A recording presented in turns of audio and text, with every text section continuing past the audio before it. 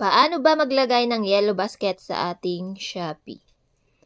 Kung new Shopee affiliate ka nga mga mami, itong video ay para sa inyo. So, punta tayo sa home and then click yung live or video. Live or video. And then, punta tayo dito sa my human icon sa upper left. So, ayan. Makakakita kayo na ito. Post a video. For example, meron na kayong naka-ready na video sa inyong cellphone. So, ayan. For example, ito yung video. Pwede nang lagyan ng music dito. Pwede din kayong maglagay ng text. Ayan. Pwede kayong maglagay ng text dyan. So, ayan. Ako hindi na ako maglalagay. Next lang.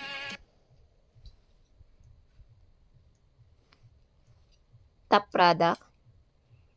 Ito yung mga product kapag may mga na-like kayo. Yung mga gusto nyong ibenta, ila-like nyo lang. Assuming may na-like na kayong product, so makikita dito yung mga na-like nyong product. So, yung electric fan, rechargeable na electric fan yun. So, ayan, nandito siya. So, i-add nyo ngayon siya. Add. Yan. Pwede nyong lagyan dito, gayahin nyo lang, yung details ng rechargeable na electric fan. So, personally, ako, hindi na. Kasi meron na yan siya dyan. Ayan, meron na yan siya dyan. Maglalagay lang kayo ng caption dyan. Yung caption, yung SEO nyo, yung hashtag, ilalagay nyo lahat dyan. So, ako, rechargeable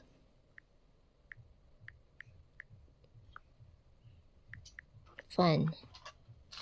Ayan. Pwede din kayong maglagay ng hashtag.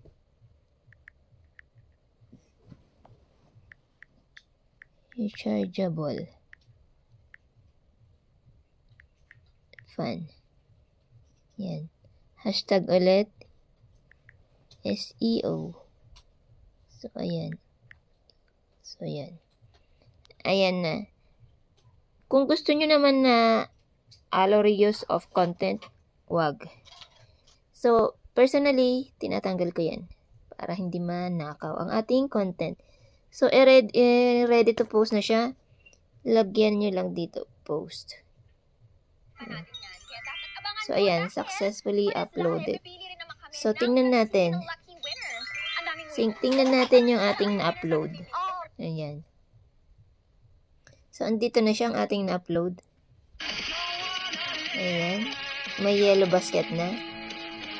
So, ayan nga. Ganun lang po kadali ang paglalagay ng yellow basket sa Shopee kung new affiliate ka. Kung gusto nyo naman sa TikTok, just comment TikTok sa comment section para maituro ko din. Follow for more.